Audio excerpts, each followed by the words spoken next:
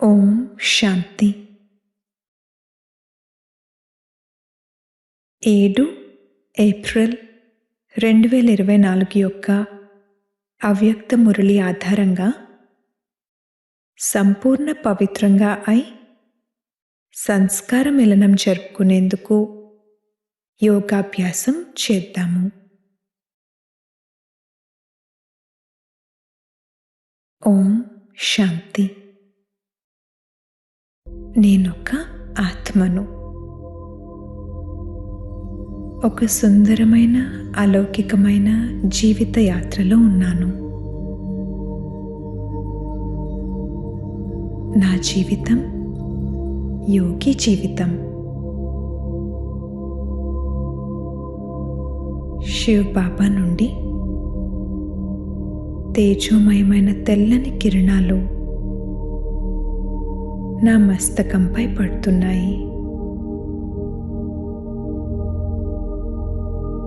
ఈ శుద్ధమైన శక్తి మెల్లమెల్లగా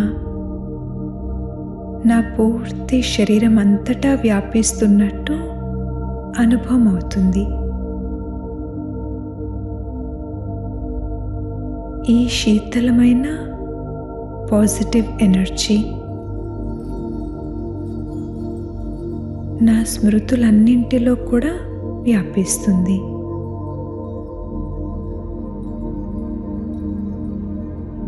నా ప్రతి సంకల్పం, శరీరంలోని ప్రతి కణం పావనమవుతూ ఉన్నాయి. నేను సర్వశక్తివంతుడైన పరమాత్ముని సంతానాన్ని. ఉన్నతోన్నతమైన శ్రేష్ఠాత్మను. హోలియెస్ట్ ఆత్మను. హైయెస్ట్ ఆత్మను. నేను విధిపూర్వకమైన పూజకు మహిమకు యోగ్యునిగా ఉన్నాను.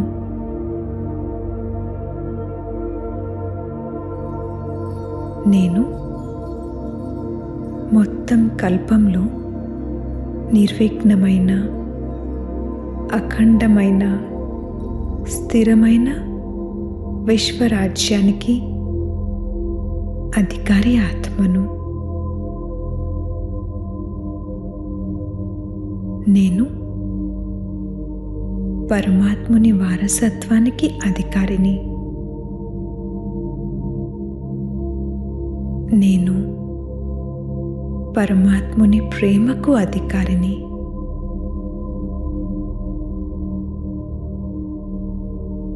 నేను బాబాను నిరంతరం ప్రేమతో స్మృతి చేస్తున్నాను.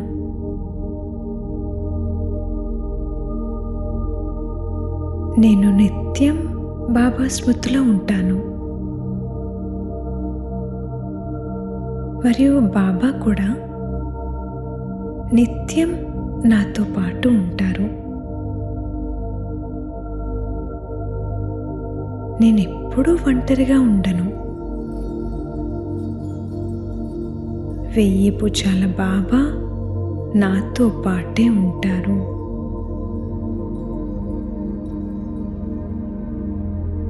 నాకెప్పుడూ ఏమీ అవ్వదు. బాబా ఛత్రఛాయలో నేను సదా సురక్షితంగా ఉన్నాను.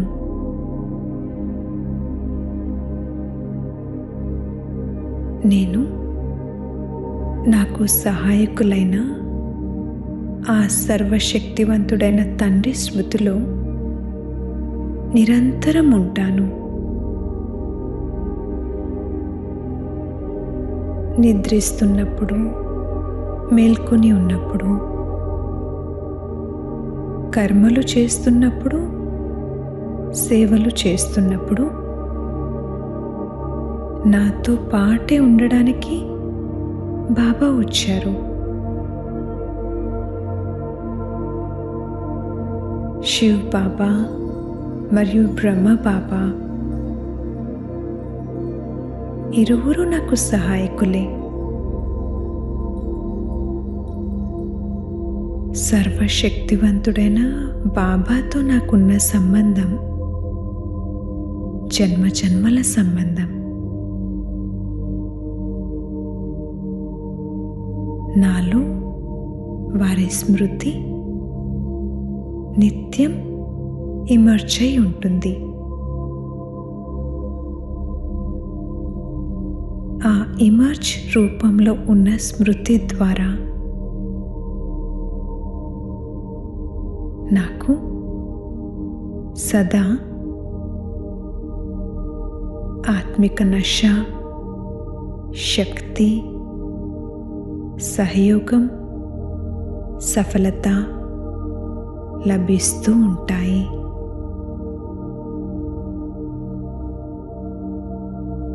బాబా నన్ను హోలీ హంసగా తయారు చేశారు.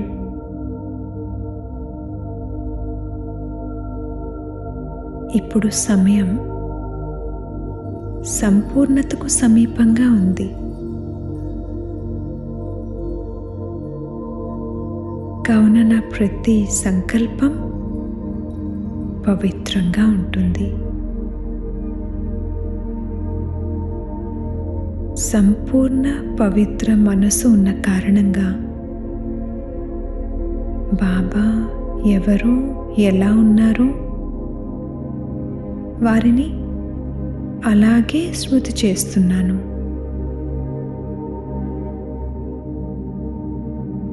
సంపూర్ణంగా పవిత్రమైన కారణంగా బ్రాహ్మణ జీవితం యొక్క ఆంతరిక వారసత్వమైన సదా సుఖస్వరూపం,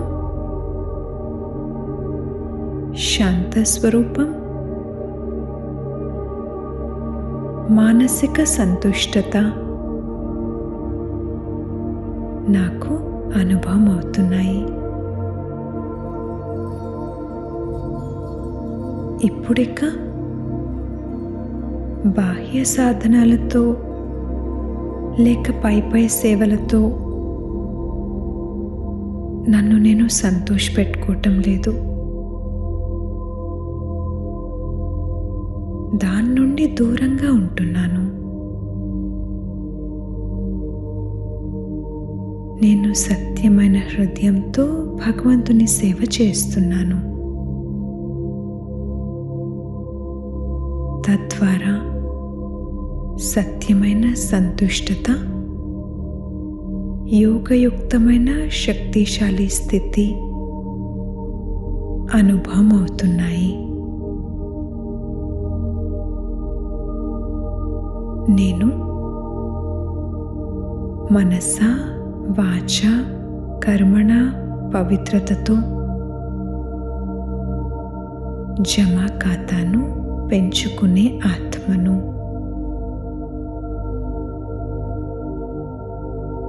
నేను నయనాలలో పవిత్రతను, మాటలలో మధురతను, కర్మలలో సంతుష్టతను, భావనలో శుభ భావనను, భావములో ఆత్మిక భావమును అనుభవం చేస్తున్నాను.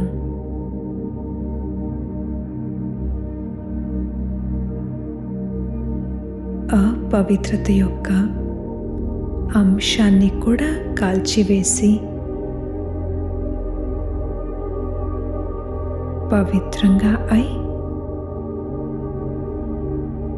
సంస్కారాల యొక్క మంగళ మిలనాన్ని జరుపుకునే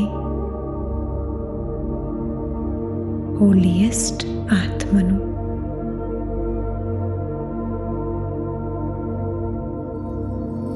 గుణాల వైబ్రేషన్స్ను వ్యాపింపజేస్తూ ప్రతి ఆత్మపై ఈ వైబ్రేషన్స్ అనే పన్నీరు చల్లుతున్నాను.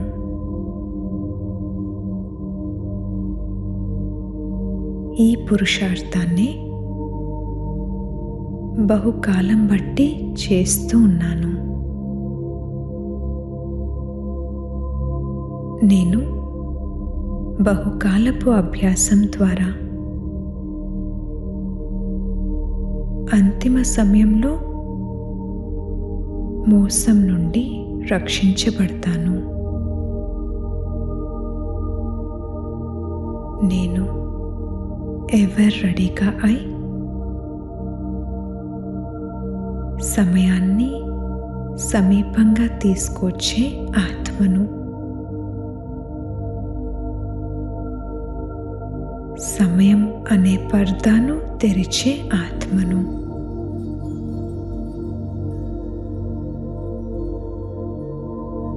నేను మస్తకంపై పవిత్రత ప్రకాశాన్ని,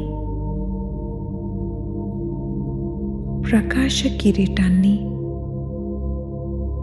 అనుభవం చేస్తున్నాను.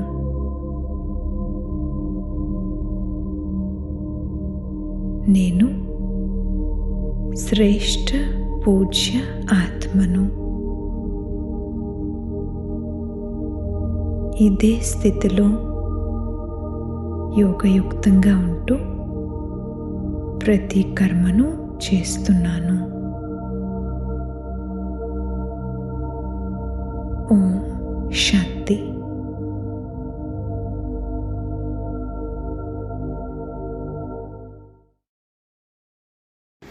ఓం శాంతి. మధురమైన పిల్లలారా, తండ్రి వద్దకు మీరు రిఫ్రెష్ అయ్యేందుకు వస్తారు. ఇక్కడ మీకు ప్రాపంచిక ప్రకంపనాల నుండి అతీతమైన సత్యమైన వారి సాంగత్యం లభిస్తుంది. ప్రశ్న: బాబా పిల్లల ఉన్నతి కొరకు సదా ఏ సలహా ఇస్తారు? మధురమైన పిల్లలారా, పరస్పరంలో ఎప్పుడూ ప్రాపంచిక వ్యర్థ విషయాలను గురించి మాట్లాడకండి. ఎవరైనా వినిపించినా విననట్లు ఉండిపోండి. మంచి పిల్లలు తమ సర్వీస్ బాధ్యతను ముగించుకొని తండ్రి స్మృతిలో నిమగ్నమై ఉంటారు. చాలామంది పిల్లలు వ్యర్థ విషయాలను కూడా సంతోషంగా వింటారు, వినిపిస్తారు కూడా. ఇందులో చాలా సమయం వ్యర్థమైపోతుంది, ఉన్నతి కూడా జరగదు. ఓం శాంతి. 2 సార్లు ఓం శాంతి చెప్పినా అది కరెక్టే. పిల్లలకు ఓం శాంతి అంటే ముందే అర్థం చెప్పబడింది. నేను ఆత్మను, శాంతి స్వరూపాన్ని. నా స్వధర్మమే శాంతి అయినప్పుడు అడవులు మొదలైన స్థానాలలో వెతకడం వలన శాంతి లభించదు. అలాగే నేను కూడా శాంతి స్వరూపమనే అని తండ్రి చెప్తూ ఉన్నారు. వాస్తవానికి ఇది చాలా సహజమే. కానీ మధ్యలో మాయతో యుద్ధం జరుగుతుంది కాబట్టి కొద్దిగా కష్టం కలుగుతుంది. అనంతమైన తండ్రి తప్ప ఇతరులెవ్వరూ ఈ జ్ఞానాన్ని ఇవ్వలేరని పిల్లలకి తెలుసు. తండ్రి ఒక్కరే జ్ఞానసాగర్లు. దేహదారులని ఎప్పుడూ జ్ఞానసాగర్లని అనరు. రచయితాయే రచన ఆది మధ్యాంత జ్ఞానాన్ని ఇస్తారు. పిల్లలు మీకు లభిస్తుంది. తండ్రి స్మృతి పాదరసం వంటిది. కాబట్టి మంచి మంచి అనన్యమైన పిల్లలు కూడా తండ్రి స్మృతిని మర్చిపోతారు. పాఠశాలలో అయితే తప్పకుండా నెంబర్ వారుగా ఉంటారు కదా. అంకెలను సదా స్కూల్లోకి లెక్కిస్తారు. సత్యయుగంలో ఎప్పుడూ అలా నెంబరు లెక్కించరు. ఇది పాఠశాల. దీన్ని అర్థం చేసుకునేందుకు కూడా గొప్ప బుద్ధి ఉండాలి. దీనిని అర్థం చేసుకునేందుకు కూడా గొప్ప బుద్ధి ఉండాలి. అర్ధకల్పం భక్తి నడిచిన తర్వాతే జ్ఞానం ఇచ్చేందుకు జ్ఞానసాగర్లు వస్తారు. భక్తి మార్గంలో అందరూ దేహదారులైన కారణంగా జ్ఞానం ఇవ్వలేరు. శివబాబా భక్తి చేస్తారని అనరు. వారెవరు భక్తి చేయాలి? దేహ రైతులు ఆ తండ్రి ఒక్కరే. వారు ఎవ్వరి భక్తిని చేయరు. మిగిలిన దేహదారులందరూ రచన అయినందున భక్తి చేస్తారు. ఒక్క తండ్రి మాత్రమే రచయిత. ఈ కళ్ళ ద్వారా ఏవైతే చిత్రాలు మొదలైనవి చూస్తూ ఉన్నారో అవన్నీ రచనయే. ఈ విషయాలను క్షణక్షణము మర్చిపోతారు. మీకు అనంతమైన వారసత్వము తండ్రి లేకుండా లభించదని తండ్రి చెప్తూ ఉన్నారు. వైకుంఠ సామ్రాజ్యము మీకు లభిస్తుంది. 5000 సంవత్సరాల క్రితం భారతదేశంలో వీళ్ళ రాజ్యం ఉండేది. 2500 సంవత్సరాలు సూర్యవంశీ, చంద్రవంశీ రాజ్యాలు నడిచాయి. ఇది నిన్నటి విషయమే అని పిల్లలు మీకు తెలుసు. తండ్రి తప్ప ఇతరులెవరూ తెలియచేయలేరు. ఆ తండ్రి పతిత పావనలు అర్థం చేయించేందుకు కూడా చాలా కష్టపడాల్సి ఉంటుంది. తండ్రి స్వయంగా చెప్తూ ఉన్నారు, 1,000,000 ఏ ఒక్కరూ అర్థం చేసుకుంటారు. తండ్రి ఈ చక్రాన్ని కూడా అర్థం చేయించారు. ఈ జ్ఞానము పూర్తి ప్రపంచం కోసం ఇవ్వబడింది. మెట్ల చిత్రం కూడా చాలా బాగుంది. అయినా కొందరు అసంతృప్తిగానే ఉంటారు. వివాహం కొరకు కళ్యాణ మండపాలు కట్టించిన వారి వద్దకు వెళ్ళి అర్థం చేయించి దృష్టి ఇవ్వండి. పోను పోను ఈ విషయాలు అందరికీ ఇష్టమవుతాయి. పిల్లలు మీరు అర్థం చేయించాలి. తండ్రి ఎవరి వద్దకు వెళ్ళరు. భగవాన్ వాచ పూజారులను ఎప్పుడు పూజ్యులు అని అనరు. కలియుగంలో పవిత్రులు ఒక్కరు కూడా ఉండరు. పూజ్య దేవీ దేవతా ధర్మస్థాపనను కూడా అత్యంత పూజ్యులెవరో వారే చేస్తారు. అర్ధకల్పము పూజ్యులుగా, తర్వాత అర్ధకల్పం పూజారులుగా ఉంటారు. ఈ బాబా అనేక మంది గురువుల్ని ఆశ్రయించారు. కానీ గురువులను ఆశ్రయించడం భక్తి మార్గమని ఇప్పుడు తెలుసుకున్నారు. ఇప్పుడు పూజ్యులుగా తయారు చేసే సద్గురువే లభించారు. కేవలం ఒక్కరిని కాదు, అందరినీ తయారు చేస్తారు. సర్వుల ఆత్మలు పూజ్య సతో ప్రధానంగా అయిపోతాయి. ఇప్పుడు అందరూ తమో ప్రధానంగా పూజారులుగా ఉన్నారు. ఇవి అర్థం చేసుకోవలసిన పాయింట్లు. తండ్రి చెప్తూ ఉన్నారు, కలియుగంలో పవిత్ర పూజ్యులు ఒక్కరు కూడా ఉండరు. అందరూ వికారాల ద్వారా జన్మిస్తారు. ఇది రావణ రాజ్యము. లక్ష్మీనారాయణులు కూడా పునర్జన్మలు తీసుకుంటారు. కానీ వారు పూజ్యులు ఎందుకంటే అక్కడ రావణుడే ఉండడు. రామరాజ్యము అని అంటారు. కానీ అది ఎప్పుడుండేది? రావణ రాజ్యంగా ఎప్పుడు అవుతుందో ఏమాత్రమూ తెలియదు. ఈ సమయంలో ఎన్ని సభలున్నాయో చూడండి. ఫలానీ సభ, ఫలానీ సభ అనే అనేకమున్నాయి. ఎక్కడైనా కొద్దిగా ఏమైనా దొరుకుతుందంటే వారిని వదిలి మరొక వైపుకు వెళ్ళిపోతారు. మీరు ఈ సమయంలో పారస్బుద్ధి కలవారిగా అవుతూ ఉన్నారు. ఇందులో కొందరు 20%, కొందరు 50% అయ్యారు. రాజధాని స్థాపన అవుతుందని తండ్రి అర్థం చేయిస్తూ ఉన్నారు. పైన మిగిలి ఉన్న ఆత్మలు కూడా వస్తూ ఉన్నారు. సర్కస్లో కూడా కొంతమంది మంచి మంచి పాత్రధారులు ఉంటారు. కొందరు మామూలు పాత్రధారులు కూడా ఉంటారు. ఇది అనంతమైన విషయము. పిల్లలను ఎంత బాగా అర్థం చేయించబడుతుంది. పిల్లలు మీరు ఇక్కడికి రిఫ్రెష్ అయ్యేందుకు వస్తారు. గాలి తినడానికి కాదు. కొందరు రాతి బుద్ధి వారిని తీసుకువస్తారు. వారు ప్రాపంచిక ప్రకంపాలతోనే ఉంటారు. ఇప్పుడు పిల్లలు మీరు తండ్రి శ్రీమతం ద్వారా మాయపై విజయం ప్రాప్తి చేసుకుంటున్నారు. మాయ క్షణక్షణము మీ బుద్ధిని పరిగెత్తిస్తూ ఉంటుంది. ఇక్కడైతే బాబా ఆకర్షిస్తారు. తండ్రి ఎప్పుడూ ఉల్టా మాటలు మాట్లాడరు. తండ్రి సత్యమైన వారు కదా. ఇక్కడ మీరు సత్యమైన సాంగత్యంలో కూర్చొని ఉన్నారు. ఇతరులందరూ అసత్య సాంగత్యాలలో ఉన్నారు. వాటిని సత్సంగాలని అనుట కూడా పెద్ద పొరపాటే.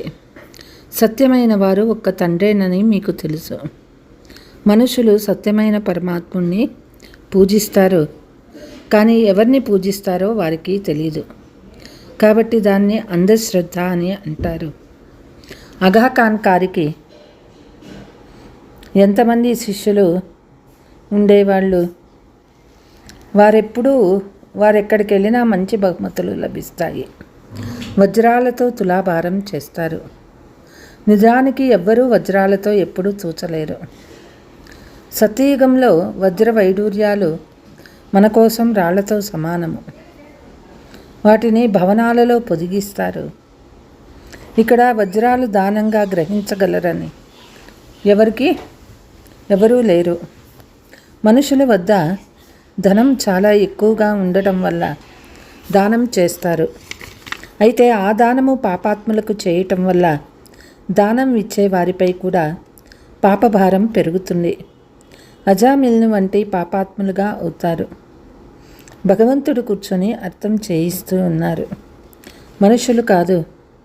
తండ్రి చెప్తూ ఉన్నారు, మీ చిత్రాలపై ఎల్లప్పుడూ భగవాను వాచ అని వ్రాసి ఉండాలి కదా. సదా త్రిమూర్తి శివ భగవాను వాచ అని వ్రాయండి. కేవలం భగవంతుడంటే మనుషులు తికమక పడతారు. భగవంతుడు నిరాకారుడు కాబట్టి త్రిమూర్తి అనే తప్పకుండా వ్రాయాలి. కేవలం శివబాబా అని కాదు, బ్రహ్మ విష్ణు శంకర్లు ముగ్గురి పేర్లు ఉండాలి.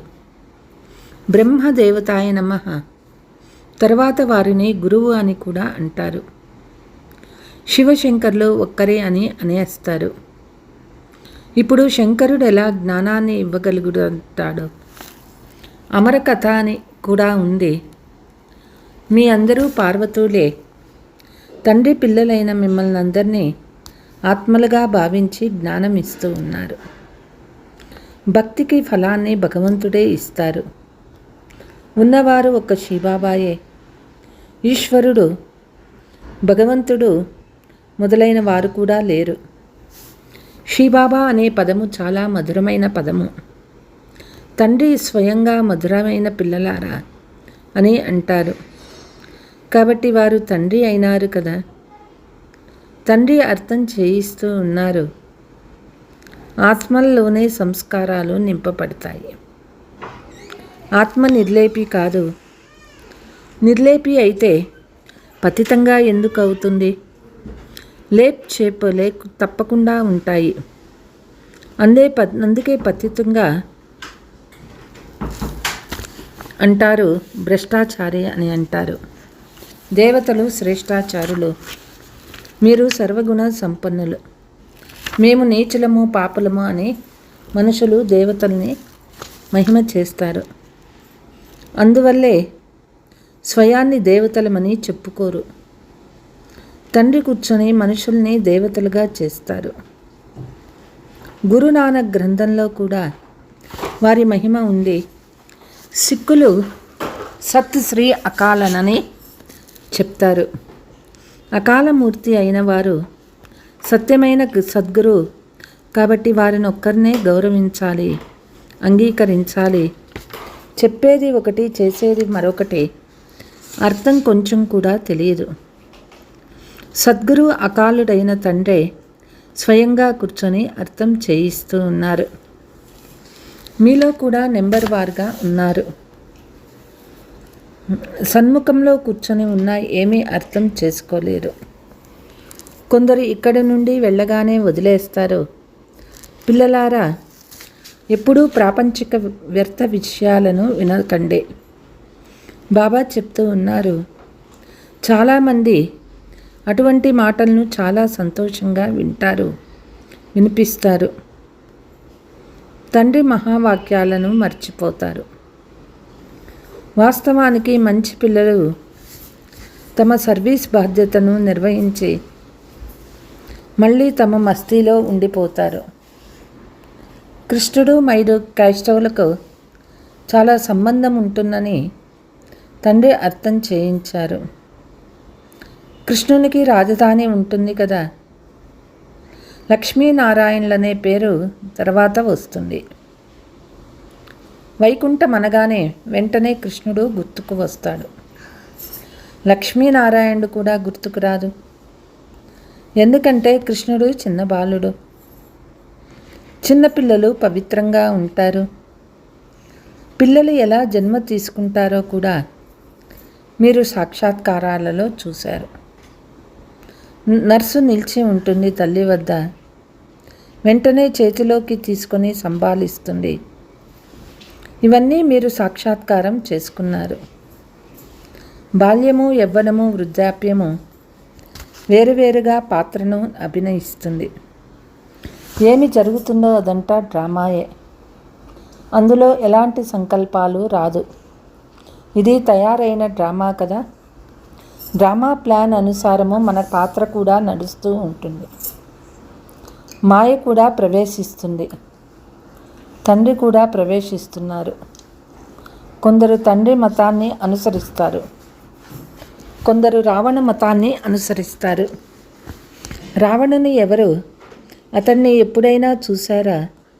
కేవలం చిత్రాన్ని చూస్తారు. శివబాబాకైతే రూపం ఉంది. రావణ్ రూపం ఏమిటి? పంచవికారాలను భూతము ప్రవేశిస్తున్నప్పుడే రావణ్ అని అంటారు. ఇది భూతాల ప్రపంచం, అసురుల ప్రపంచం. ఇప్పుడు మన ఆత్మ బాగుపడాలి, పరివర్తన చెందుతూ ఉంటుందని మీకు తెలుసు. ఇక్కడ శరీరం కూడా వికారిదే. ఆత్మ బాగుపడుతూ బాగుపడుతూ పావనమైపోతుంది. తర్వాత శరీరాన్ని వదిలేస్తుంది. మీకు సతో ప్రధానమైన శరీరం లభిస్తుంది. కంచనకాయ లభిస్తుంది. అంటే ఆత్మ కూడా కంచనంగా అవుతుంది. బంగారు మేలిమిగా ఉండే ఆభరణాలు కూడా మేలిమిగానే ఉంటాయి. బంగారంలో కూడా కల్తీ కూడా చేస్తారు. ఇప్పుడు పిల్లల బుద్ధిలో ఆది మధ్యంతల జ్ఞానము తిరుగుతూ ఉంటుంది. మనుషులకి కొంచెం కూడా తెలియదు. ఋషులు మునులు అందరూ నేతి నేతి అంటూ వెళ్ళిపోయారని అంటారు. లక్ష్మీనారాయణల అడిగితే వారు కూడా నేతి నేతి అంటారని మనం అంటాము. కానీ వారిని అడగనే అడగరు. ఎవరిని అడుగుతారు? గురువుల్ని అడుగుతారు. మీరు వారిని ఈ ప్రశ్నలు అడగవచ్చు. మీరు అర్థం చేయించేందుకు ఎంతో కష్టపడతారు. గొంతు పూడుకుపోతుంది. తండ్రిని అర్థం చేసుకున్న పిల్లలకు తెలియచేస్తారు. మిగిలిన వారితో అనవసరంగా మెదడును పాడు చేసుకోరు. అచ్చా, मीठे मीठे सिकीलते बच्चों प्रति मात पिता बाप दादा का याद प्यार और गुड मॉर्निंग. रूहानी बाप के रूहानी बच्चों को नमस्ते. हम रूहानी बच्चों की रूहानी मात पिता बाप दादा को याद प्यार गुड मॉर्निंग डबल नमस्ते. ధారణ. సర్వీస్ బాధ్యత పూర్తి చేసి మీ మస్తీలో ఉండిపోవాలి. వ్యర్థ మాటలను వినరాదు, వినిపించరాదు. ఒక్క తండ్రి మహావాక్యంలే స్మృతిలో ఉంచుకోవాలి. వాటిని మర్చిపోరాదు. సదా సంతోషంగా ఉండేందుకు రచయిత మరియు రచనల జ్ఞానము బుద్ధిలో తిరుగుతూ ఉండాలి. అంటే దాని స్మరణే నడుస్తూ ఉండాలి.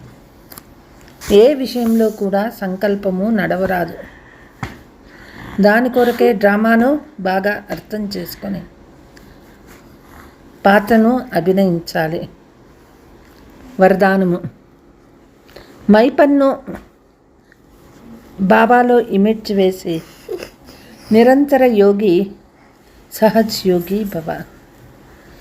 ఏ పిల్లలకైతే తండ్రిపై ప్రతి శ్వాసలో ప్రేమ ఉంటుందో, ప్రతి శ్వాసలో బాబా బాబా అని అంటూ ఉంటారో, వారికి యోగం గురించి శ్రమ చేయవలసిన పని ఉండదు. స్మృతికి రుజువు వారి నోటి నుండి ఎప్పుడు నేను అనే శబ్దము రాదు. బాబా బాబా అనే శబ్దమే వస్తాయి. మైపన్ బాబాలో ఇమిడిపోతుంది. బాబా బాక్సింగ్కు ఆధారంగా ఉన్నారు. బాబా చేయించారు. బాబా సదా తోడుగా ఉంటారు. మీతోనే ఉంటాము, మీతోనే తింటాము, మీతోనే నడుస్తాము, మీతోనే తిరుగుతాము. ఈ స్మృతి ఎనర్జీ రూపంలో ఉండేవారికి సహజ్ యోగి అని అంటారు. స్లోగన్: నేను నేను అని అనడం అంటే మాయా అనే పిల్లిని ఆహ్వానించటం. బాబా బాబా అని అంటూ ఉంటే మాయా పారిపోతుంది. అచ్చా, ఓం శాంతి.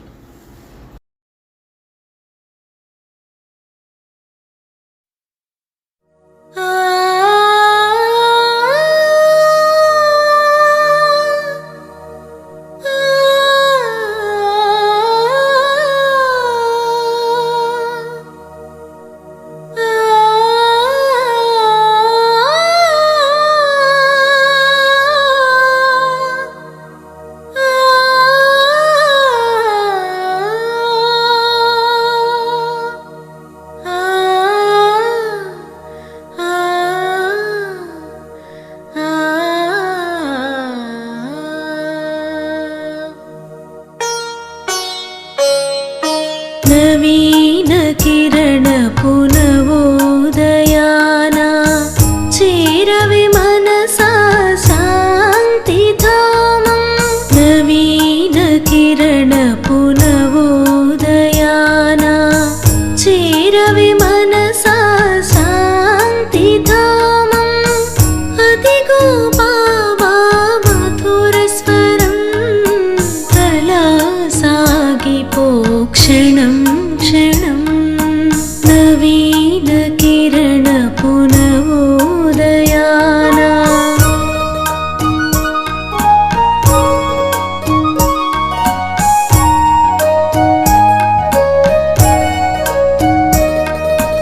ఈ లోకానికి అతీతమై నన్ను నే మరిచా నీ స్మృతిలో. నన్ను నే మరిచా నీ స్మృతిలో. జీవన గమ్యపు లక్ష్యమిదే శివబాబా స్మృతి యాత్ర. శివబాబా స్మృతి యాత్ర. ఒకే ధ్యాసలో అనుక్షణం శివబాబా ప్రియ లాలనలో సాగిపోదాం నిరంతరం.